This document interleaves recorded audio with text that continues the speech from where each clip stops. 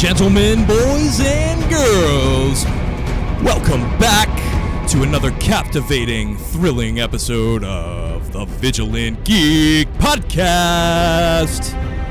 I'm Andrew PUZAK of Vigilant Geek Media, and with me, as always, my comic book partner in crime, Holden Orme. Holden Orme! Woo! The man with the facts. He is the human comic book and pop culture encyclopedia. I don't know where I'd be in life without him. In fact, Holden, I think we should just dedicate this episode to you, my friend. We can talk about all the new things I'm doing. I'm now the Mouse Man. This is the very first Vigilant Geek independently recorded podcast. We are off the training wheels. Oh, yeah. We had Nathan Burke, who's a New England stand-up comedian. He's actually one of our big analysts here at Vigilant Geek Media as well. He's also the owner and operator of Hotcast Studios, and he has been facilitating our recordings up until this point. But I understand he gave you a tutorial, Holden, and we're cooking with gas at this stage of the game. We plan on releasing much more content. Season 2 is going to continue from here on out to be much more consistent. It's going to be lots of fun. We got a lot of great stuff planned for the rest of Season 2. We kind of just kicked it off a few episodes ago. But, we're going to do another anime like we did in Season 1. We're going to talk about Dragon Ball Z. We are going to do another big movie podcast where we talk about some Quentin Tarantino films. We'll have Mark Gallagher, another Vigilant Geek media analyst and stand-up comic as well. He'll be back on the show for that. He's our resident movie buff. We'll talk some Tarantino. We got a lot of great stuff in store. We got, of course, there'll be another WWE podcast, as well as updates on various comic book universes, obviously Marvel and DC, and not negating Valiant, Vertigo, Image, Dark Horse, and others, as well as indie books, because we haven't done it in a while. And I think a big reason for that probably has to do with the fact that it's been a little while since we've been to a local con. It's just things have been busy setting up the new Vigilant Geek headquarters with the podcast studio and this and that. But now that we're cooking with gas, like I said, expect more con coverage out of us as well. Just expect more from these Vigilant Geeks that might not have been so vigilant over the past few months. The transition period has finished, and we are ready for blast-off time here. Season 2 is going to be just jam-packed with great content, and I know Holden's with me in saying we cannot wait to share it with you Vigilant Geeks out there.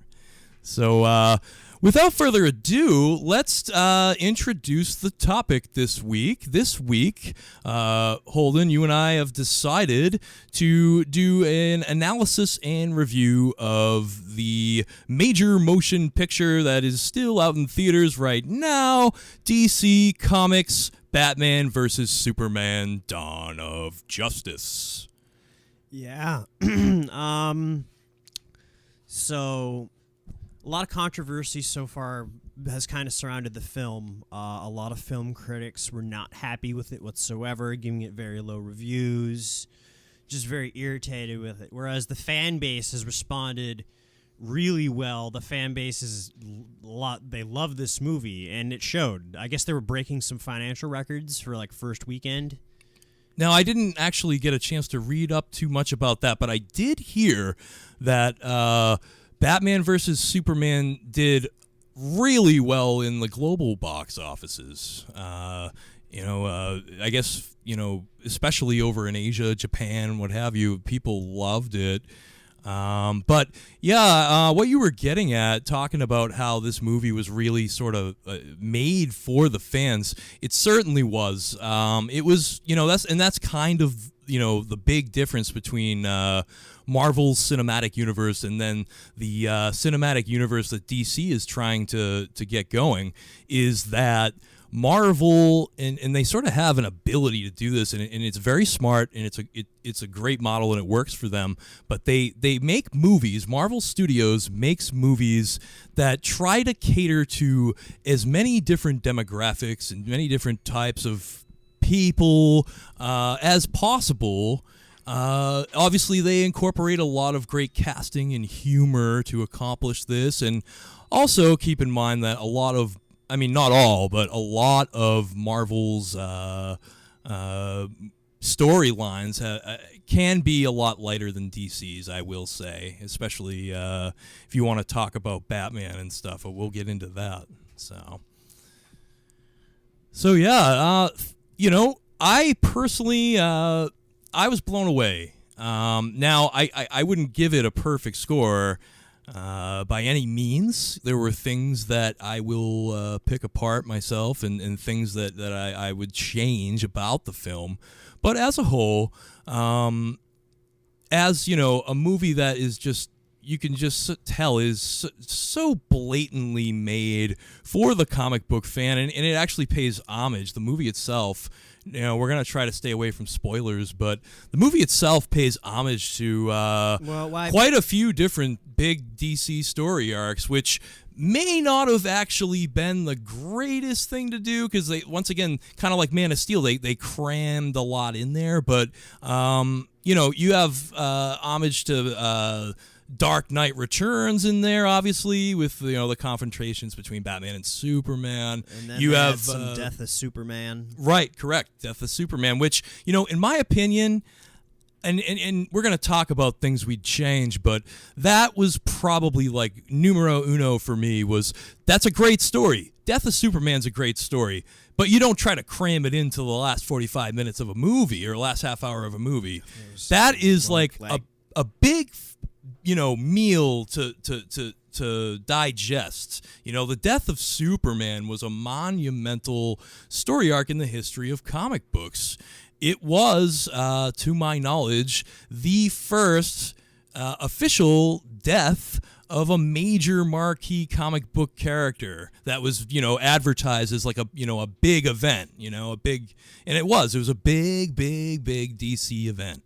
And it was basically pardon me. It was basically just a big fight scene. Death of Superman was just a fight scene between Doomsday, obviously, and Man of Steel. And obviously it ends with,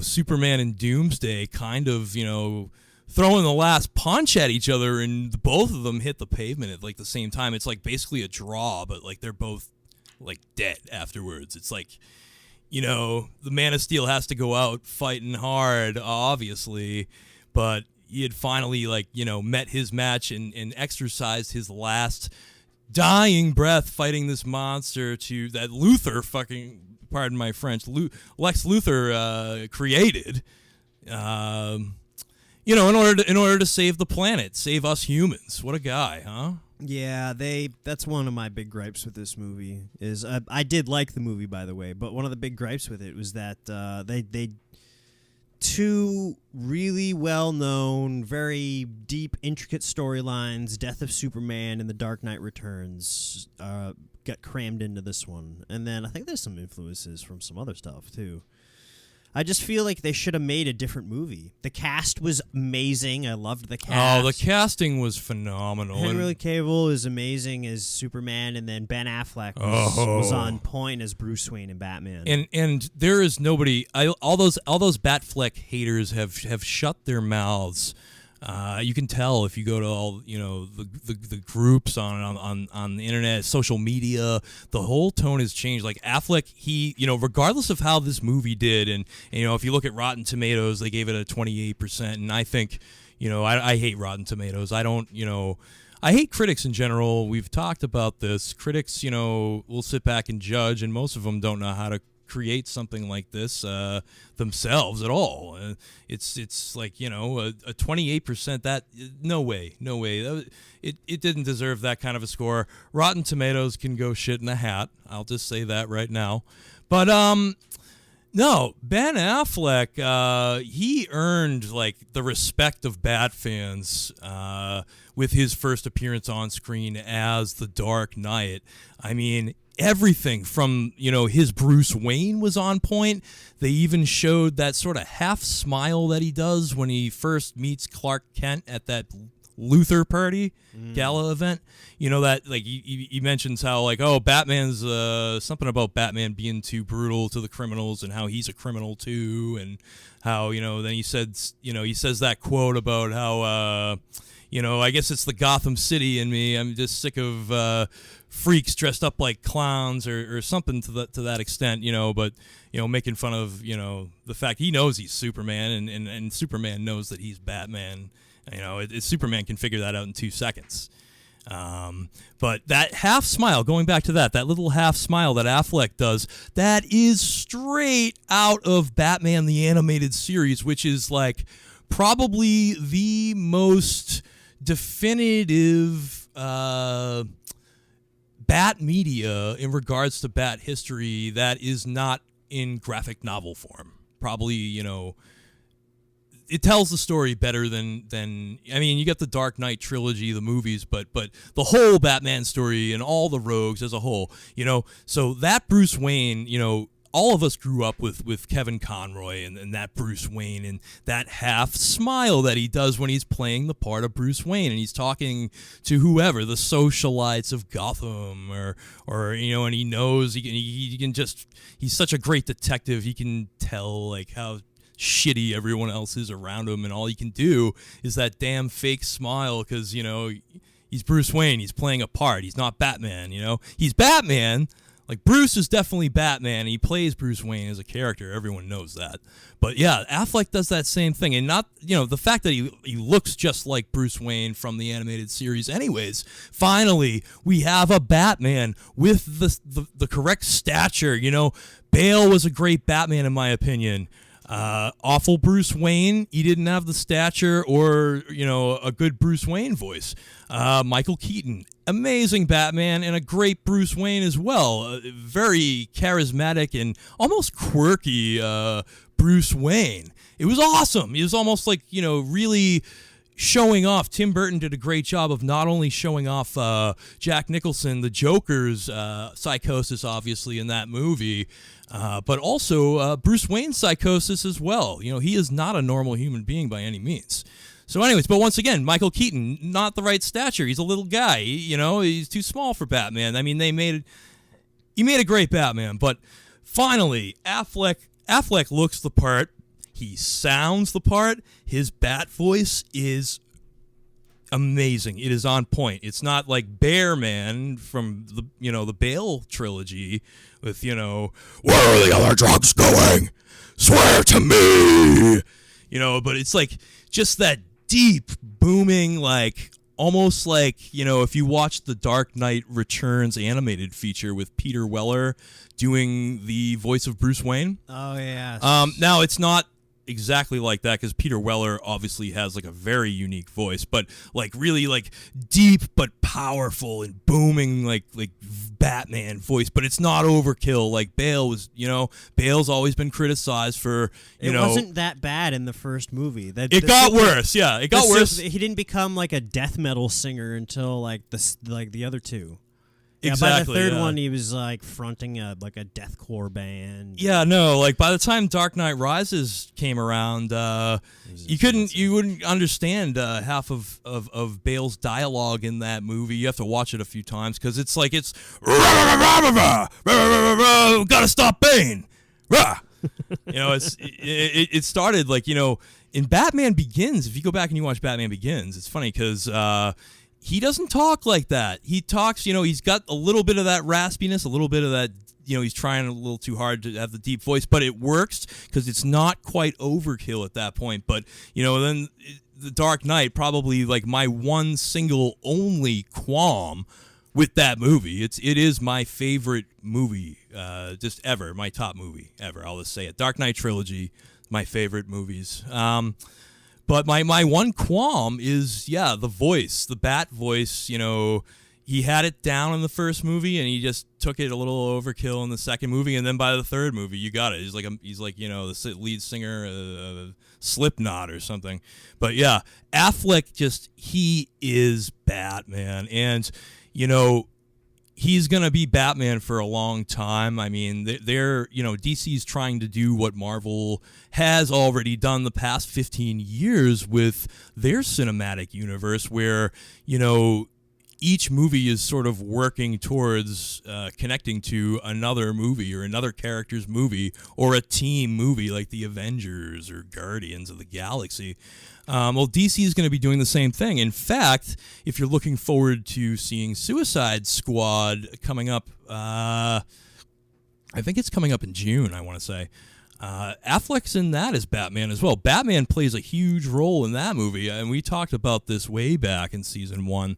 But Amanda Waller, who is the covert government official, I guess you could say, who puts together the Suicide Squad, the band of criminals that are allowed to go on extremely dangerous missions for the government in lieu of jail time. Well, the first mission that she has the Suicide Squad work on is, find me the goddamn Batman. This guy is destroying millions of dollars worth of property in Gotham City. He's got even better than military grade weaponry. He clearly has access to satellites. Who is this guy? Who does he think he is? And clearly, he must be a crazy person. He must be dangerous, and we have to put him away.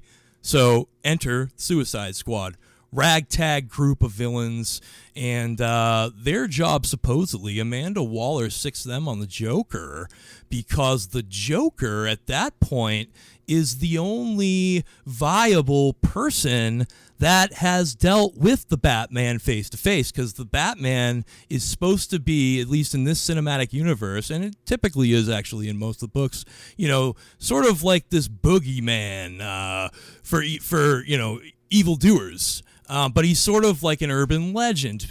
People think they see him or they've seen him, or some people don't believe in him. Nobody knows for sure. They haven't got really clear. They've gotten footage of him, but it hasn't been real clear because he operates like such a sneaky little bat, for lack of a better way to say it right now. But whoo! I gotta tell you, wait a minute. So that's the Suicide Squad movie that is coming out. Yes. What, within the next couple months? Yes, and that's the reasoning for the Joker being in the movie. I mean, a lot of people were disappointed when they heard. Some people probably freaked out and thought they were going to try to stick him on the Suicide Squad. Exactly. Where all the Joker worshippers out there probably freaked out and I'm like, whoa, there's no way you could tame a force of nature like the Joker like that. Well, I mean, that it sort of is, I agree, though. You really can't. The Joker is just, I mean, he's not only unpredictable, but he's got a psychosis about him where he thinks basically life human life is a joke, basically, because his life was destroyed in basically a single day.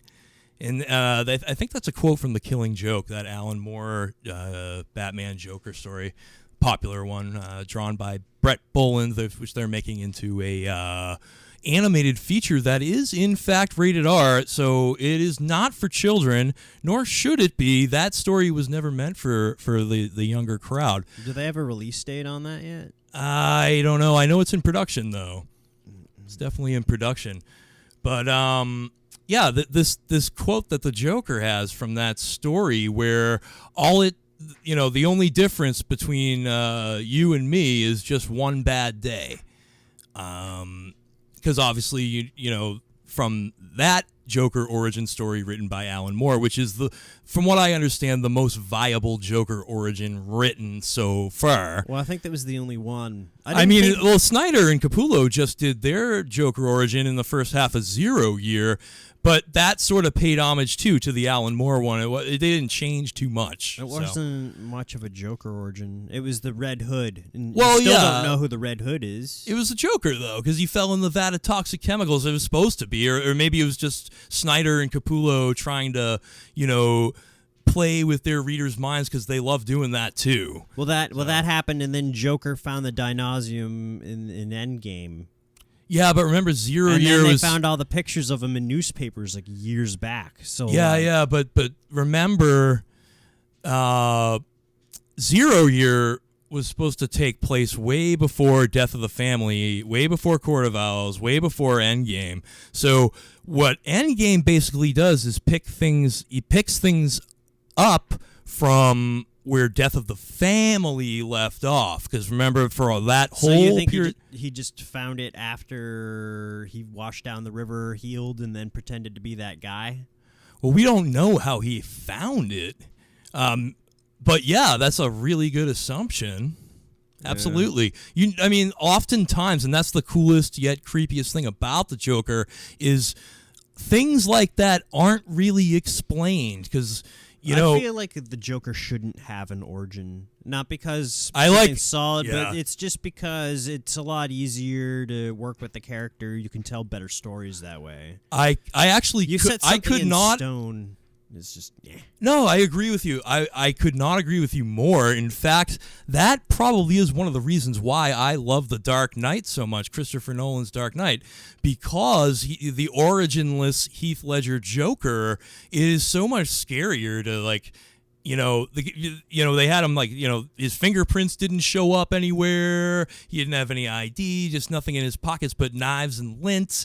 And it's like, yeah, this guy is like a legit psycho from the underground who has erased his identity and become this thing, this creepy killer clown.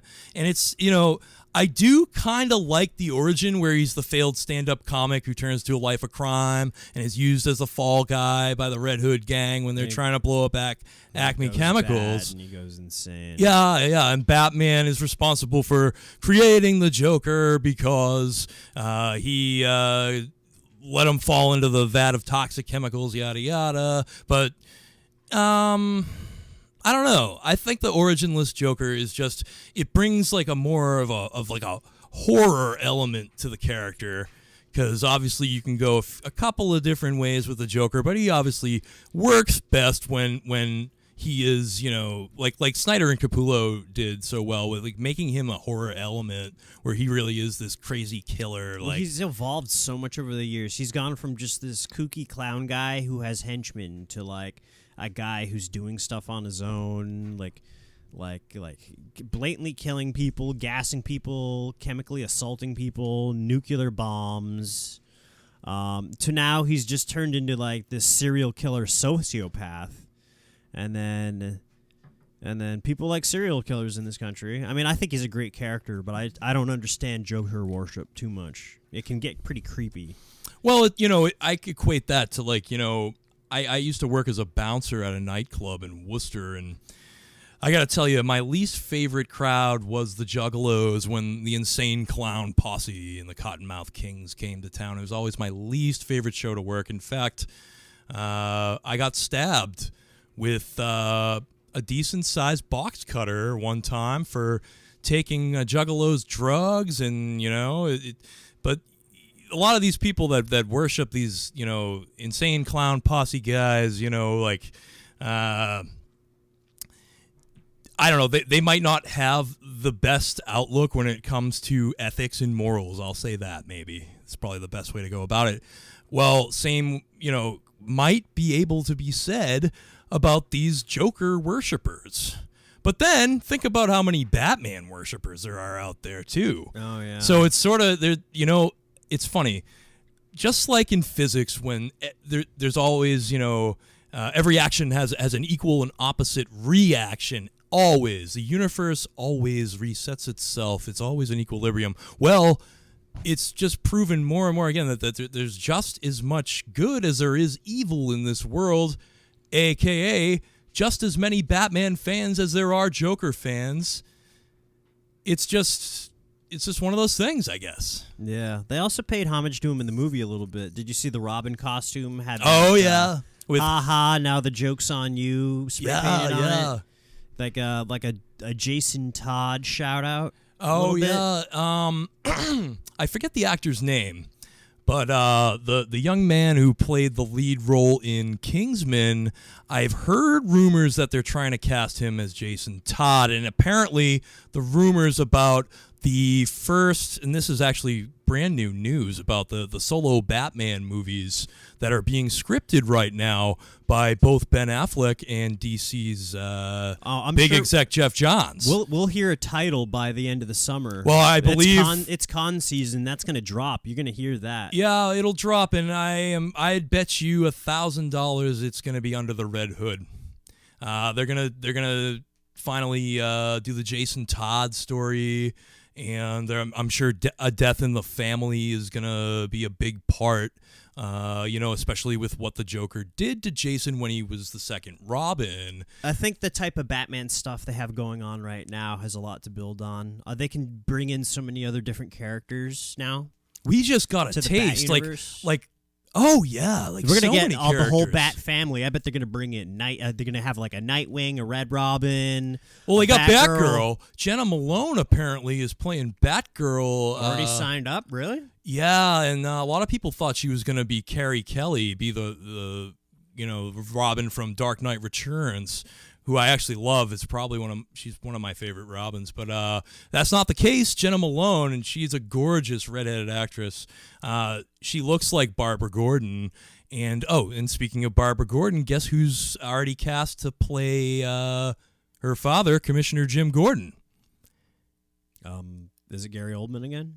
No, I mean, Gary Oldman was like perfect. He was phenomenal, but they got probably the next best guy. Besides, I've always thought Bryan Cranston would have made a great Jim Gordon. He would have been awesome, but he really and I think he was in talks a little bit about the role, but they went with J.K. Simmons, who is infamous for his role as J. Jonah Jameson in the original Tobey Maguire Spider-Man movies. Oh, wow. Well, it looks like he won't be JJ anytime soon then. No. So in the Marvel Cinematic Universe, obviously we're going to see our first glimpse of Spider-Man next month when Civil War comes out.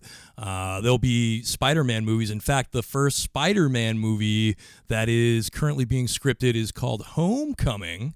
It's supposed to be like a coming-of-age type Spider-Man story. I think they're trying to do away with Spider-Man origin stories for now because they've done it. It's overkill. Oh my goodness! Tobey Maguire and Andrew Garfield. They've had origin after origin. So I think it's going to be just like a straight-up, no-nonsense, smash-mouth Spider-Man film. I don't know who the big villain will be, but it seems promising, but it also seems lighthearted and sort of coming of age because I think, this is all just speculation and it's all my own opinion, but it seems to me like Spider-Man is the character that is going to be Disney's vehicle to the youngest crowds, the youngest viewers, the youngest... it's going to be their vehicle. Like Spider-Man is supposed to be a kid in the movie. Tom Holland, he's supposed to play like a freshman or a sophomore in high school. These movies are going to take place with him in high school, but as Spider-Man, sort of like the way Stan originally wrote the character, back in the 60s and what have you. So, it's something where, sort of like how children, when Robin first showed up in Detective Comics.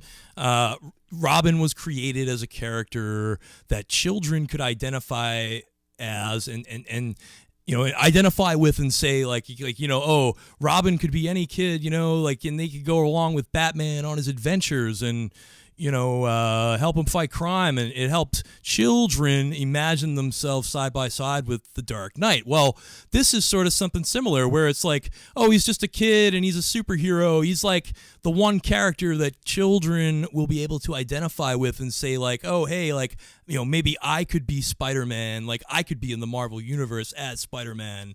It seems to be sort of like, what they're going for. I could be wrong, but I guess we'll have to wait and see. Well, I think whatever it is, I think they're going to clean up. Spider-Man's their most marketable character Marvel has. I mean, if anybody's an iconic character at Marvel, it's Spider-Man. And apparently now... He's the real legacy of Stan Lee. Oh, yeah. No, Spider-Man... I mean, he made all those other characters, but Spider-Man's Get like that garbage out of here, Stan. No one wants to read a story about a bug. And all of a sudden, Spider-Man and Ant-Man steal box offices and what have you. So there you go. It's been good stuff. Lots of people want to read about bugs. What are you talking about? Yeah. So anyways, Batman versus Superman. Yeah, back to... We got on a little tangent, but it's all still pertinent to comics. But, yeah, back to the movie. So, we discussed how, the casting, although... the casting was excellent. The movie itself was good. I just feel they should have just, with the characters they had, and the costumes were excellent, and the special effects were great. Man, special effects were on point. The CGI for, I think they just needed a new script. They should have just done a Justice League Origins film. I agree. Out the gate. Everything was already set up from Man of Steel. I agree. So then you come in and you it's basically like a $7 million tease that they just got everybody with. If you think about it in a way, if you watch like Justice League War or read Justice League Origins, the first thing that happens when the Bat of Gotham meets the, alien of Krypton, what do? Well, they fight. Well, I mean, Green Lantern was in the picture for that, in Justice League War at least, but, you can't cram everybody into a movie, but maybe what Zack Snyder decided was, all right, well, let's take a piece of that from Justice League Origins. How do I present Justice League on screen? How do I get there? How do I get to Justice League? Well, let's take the two big all right, let's say the big three characters in DC, the top three. You got Superman, Batman, and Wonder Woman. And let's just, that's enough for the audience to take in.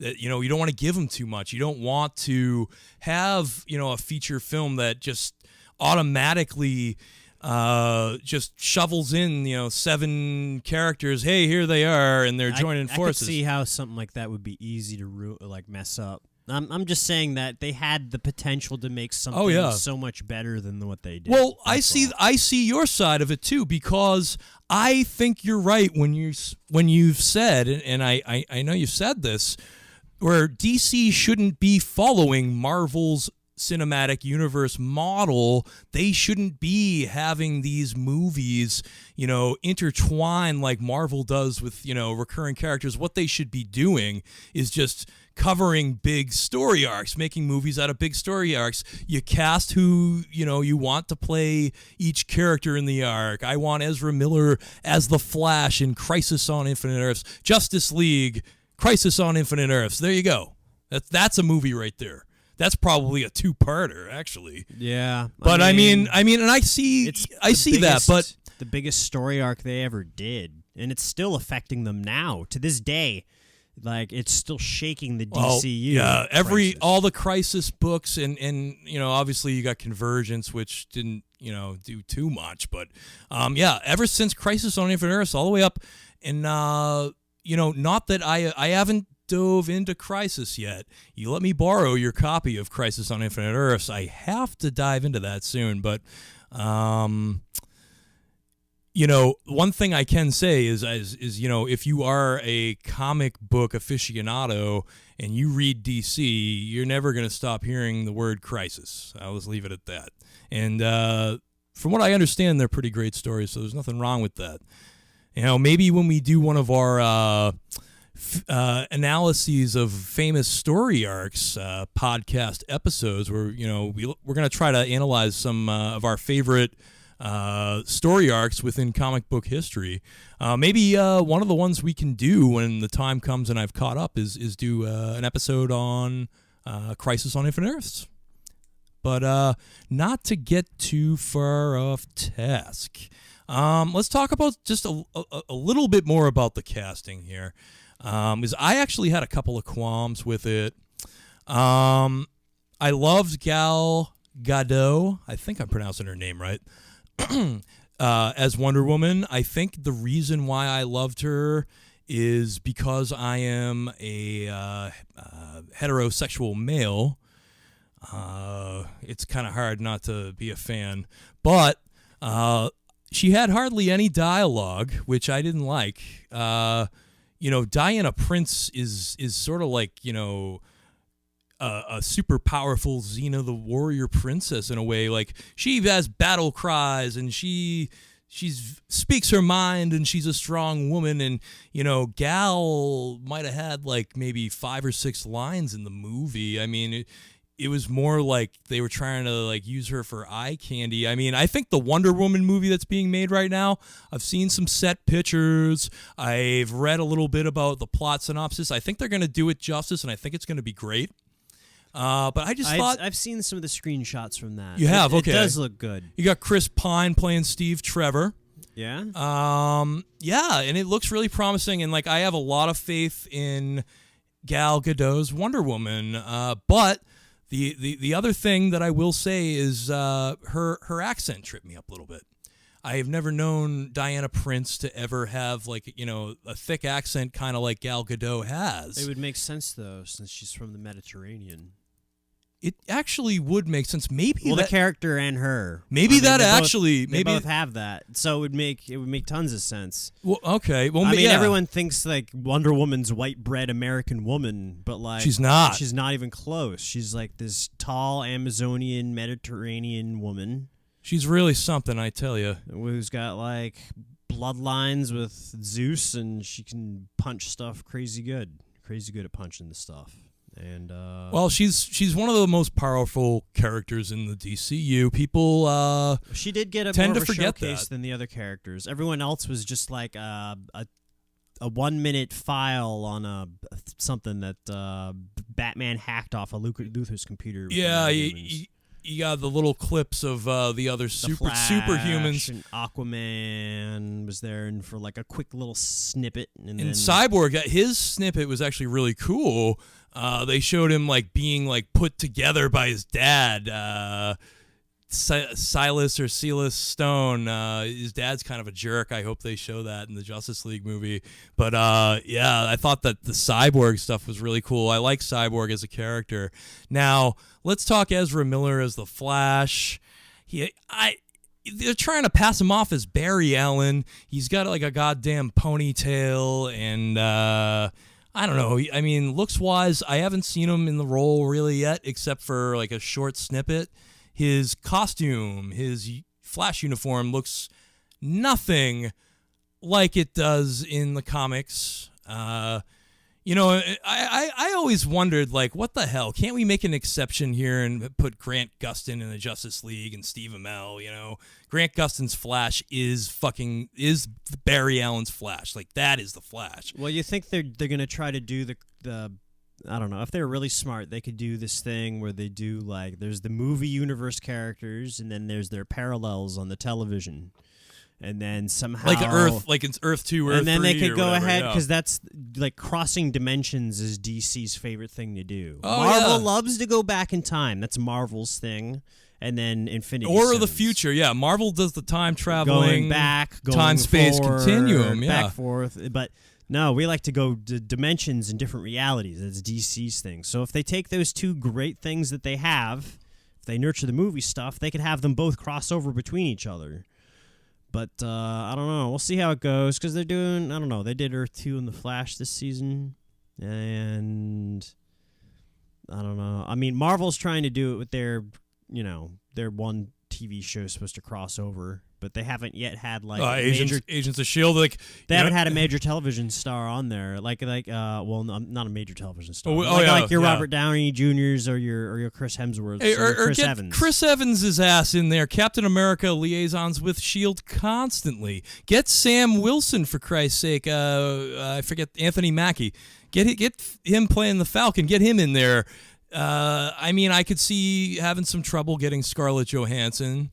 I know she's been filming a lot lately. She's supposed to be doing Help! a version of Ghost in the Shell right now. That's right. And, people are freaking out because it's like, oh, well, that's an Asian woman character. yeah, Right? and I have to say that, like, you know, if the character is meant to be a certain ethnicity, I've always felt like it should just stay put, whatever it is. Like, don't portray the character as, you know, Scarlett Johansson. Portray it as, you know, it was written and drawn. Well, she's a great actress. I'm sure she will. Oh, she's They phenomenal. No just question have the there. makeup done. Some people are like, oh, they should have got an Asian woman to go and do the role. And I don't know. I guess this is one of the situations where I would like to see it.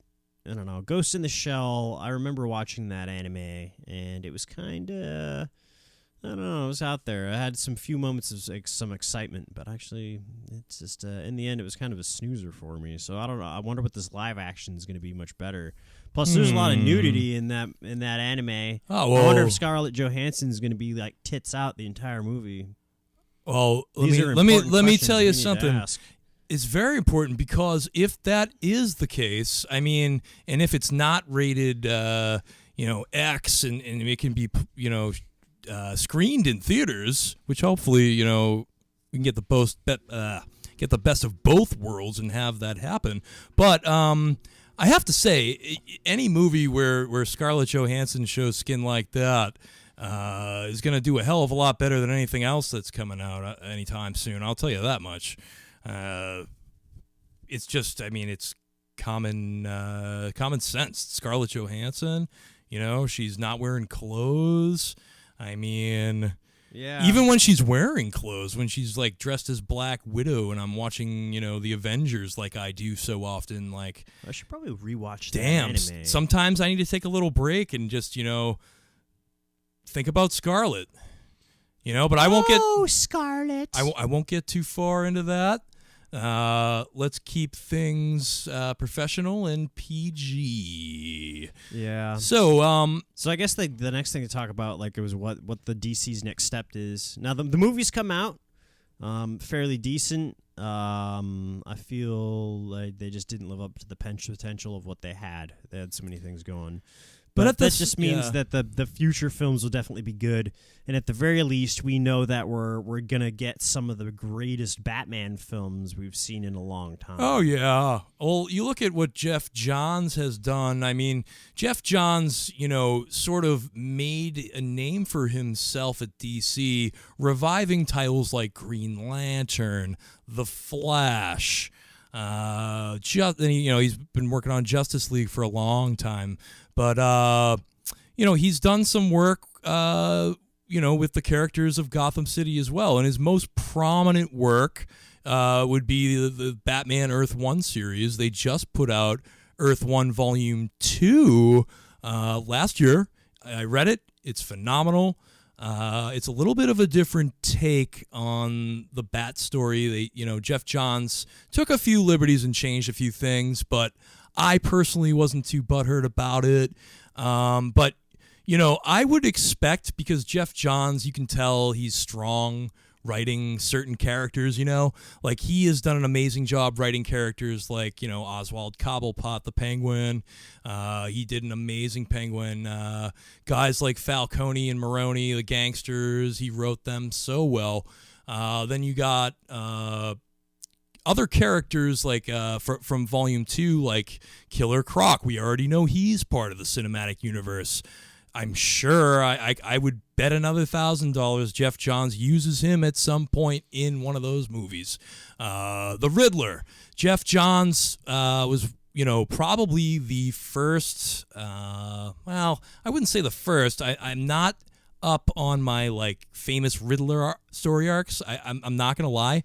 But the first writer that I've read that has taken the Riddler and really taken, like, the you know, psychotic, narcissistic, egomaniacal serial killer, like almost like the Zodiac kind of approach with the Riddler, where it's like, you know, like a big murder mystery, and the Riddler, you know, at the end, because he has this quirk where he has to be the smartest, and he's so narcissistic and into himself that he has to make sure you know it was him that committed the murder. Well, the way Jeff Johns portrays that character especially is it was so well done. It was so creepy and suspenseful and realistic, because there's been people like Ted Bundy and the Zodiac out there in real life that have acted this way. Crazy stuff, but it's realistic and it's awesome. I would not be surprised to see all these characters that Jeff Johns has written in these, I'm sure they're going to be paid homage to the Earth One stories within this new Batman trilogy, even with the first movie supposedly being slated for the Under the Red Hood story arc. Well, it's usually, like 3 years from the date it's announced. It doesn't take too long. Typically, yeah. Most of the time is done in pre-production and post-production, and the actual filming of the movie doesn't really take all that long, a couple weeks. Oh, okay. So, but then you got to wait and then get a year for ramp up for marketing and hype it up and then release it and then put out a bunch of trailers that fucking spoil the whole thing. Yeah, buddy. Like every franchise now does. But I can't believe Marvel, not to go on another tangent, I swear this is the last one, but it really pisses me off that Marvel went ahead and released that last trailer where, they introduce every member of Captain America's team. It's like, well, I already know that information because I couldn't help myself but to go research and find out. But there's a lot of people out there that don't read the books or maybe want to be surprised or maybe don't want to know. It's like, well, too bad, because we just, invaded your television, your cable TV, with this amazing spoiler of who's on whose team. It's like, no.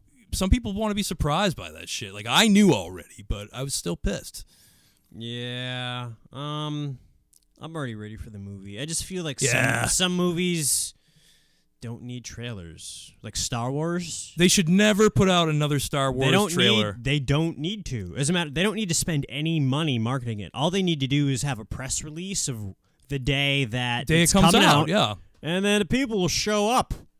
And then people will be like, "Oh, I loved it.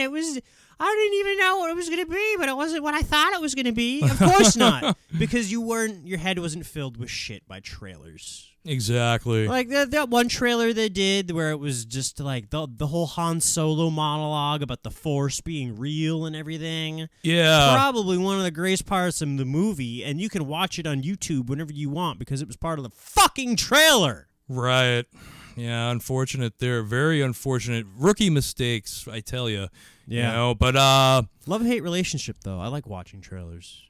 Sometimes. Oh, well, I'm addicted too, but if it's something Marvel or DC, I try nowadays to stay away.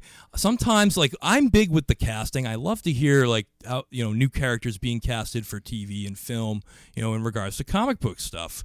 Because typically, I'll give an opinion, yay or nay. Do I think this person can pull it off? Like, I remember when I first found out, I think for any of you blog readers who have been with me since the beginning, I did a little article a few years back when I found out Jesse Eisenberg was cast to play Lex Luthor. I couldn't believe it. He actually ended up being a pretty awesome Lex Luthor. It was a little different take on Lex, a little bit less of, I don't know how you describe it. It was more like a brooding, maniacal Lex. How would you describe it, Holden? Well, Jesse Eisenberg's We've had different Luthors before. Like, all of them super intelligent. Some had the big, tall, muscular jock. And then sometimes that's you had like the Clancy Brown Lex Luthor from the animated series. And then you had the coward, and then the super really intelligent Gene Hackman?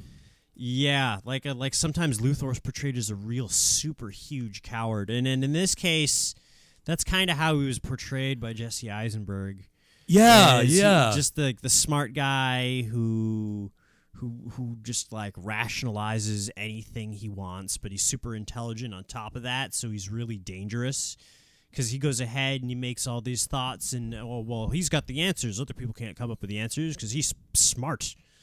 And he goes and he uses the alien technology to go ahead and and bond his DNA with the corpse of Zod, and it turns into Doomsday. And I thought that was a pretty interesting twist, because from my knowledge, Doomsday was not created that way by Luthor in the comic book at all. I don't remember. But it was he was created by Luthor, right? He was most definitely created by Luthor. In fact, Lex Luthor is responsible for essentially creating a bunch of Superman's rogues, including Bizarro, Parasite, and I want to say Metallo as well. I'm not positive on that one. He did in the animated series.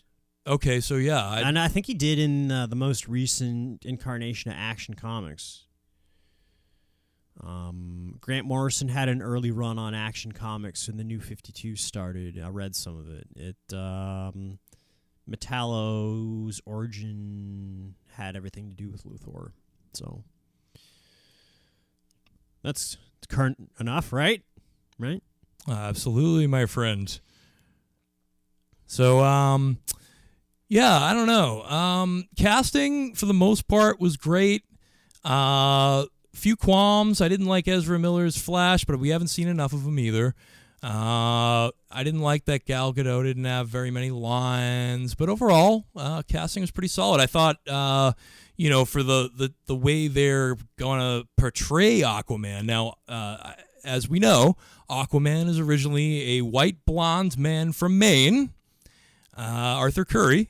Very Caucasian, very Aryan.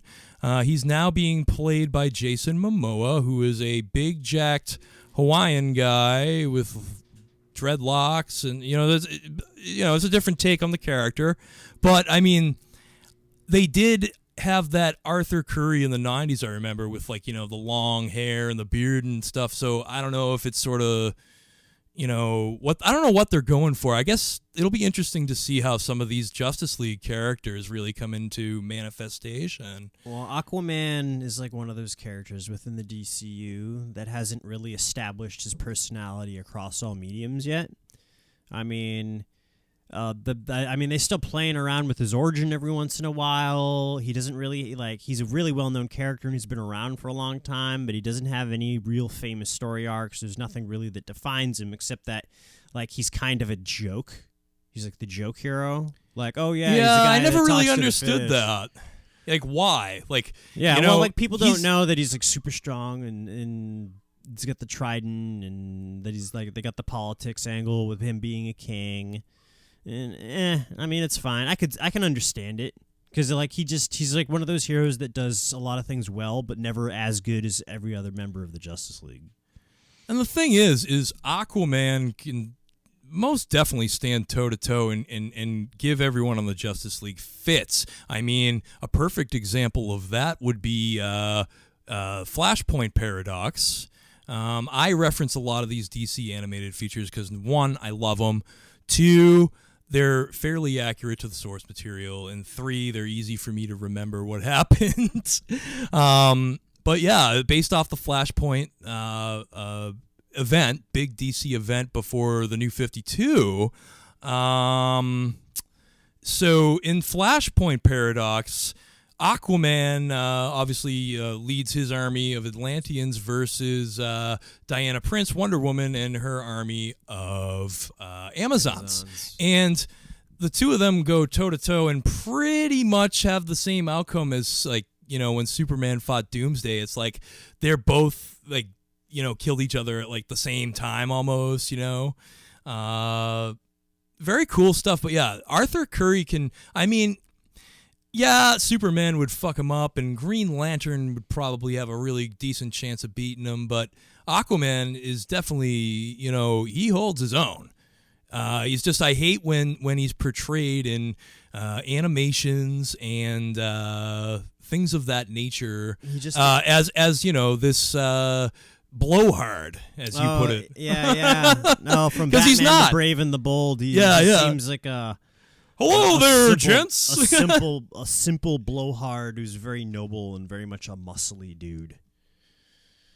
Yeah, Batman Brave and the Bold's not a bad intro to the DCU because he does a lot of different team-ups with lesser-known fringe characters. Yeah, I really like that. Like, you'll see him, the Batman team up with, like, Ray Palmer, the Atom, or you'll see him team up with the Blue Beetle or Green Arrow, all kinds of different characters. It's very cool. It's a great way to, if you aren't familiar, it's a very lighthearted and funny animation that gives you a taste of some of the other DC characters out there, because I have to tell you, DC has so many great characters that are kind of just sitting around in their vault that are very, very underutilized, sort of obscure, but have the potential to be really amazing characters that can hold their own in the DCU. These would be characters such as Blue Beetle or Booster Gold, maybe Grifter, maybe, I don't know, the Creeper, and the list goes on and on and on and on and on. But that's the thing about DC. Marvel, they're great at utilizing what they have in regards to characters. DC, they got a little bit more to learn, but so, it's been great going over this movie. I was just so pumped that, I was able to get out and see it in a timely manner before all my friends were able to talk about it. Holden, I know you're like a steel trap. You don't tell me anything, which is great, because I, of course, hate spoilers as much as the next guy. But, I finally, if starting to see these characters, and let me tell you something, this movie, Batman vs. Superman Dawn of Justice especially, it might have underwhelmed some movie critics. It wasn't a movie, once again, it wasn't a movie that was made for movie critics. It was made for comic book fans. But these iconic characters, first time they've been on screen together, I thought Zack Snyder just did a fantastic job with the characters, with the direction that he took things in. He's trying to build a cinematic universe for DC, and I think he's doing a bang up job for how he's been going about it so far. Of course, the casting, we mentioned there was a few things we'd change. We probably would have changed or negated the whole Death of Superman Doomsday thing, at least for that movie. Maybe have him show up, in a movie down the road, have a Death of Superman movie even. That would be amazing. But, just like Man of Steel, that's like the one thing about Snyder. Zack Snyder, phenomenal filmmaker, but he does like to cram as much into his movies as he can. Sometimes it's just a little too much. But Holden, thanks for, being with me here talking about this phenomenal historical land benchmark in comic book film history. It might not seem it right now, but this is going to be a very, very special motion picture to be cherished, for years and years to come. I guarantee it. I would bet thousands on that. So, kudos to Zack Snyder, Ben Affleck, Henry Cavill, and the gang. Kudos to you and me, Holden, for staying vigilant and providing vigilant comic book and comic book movie news. And we just want to remind you all to stay vigilant.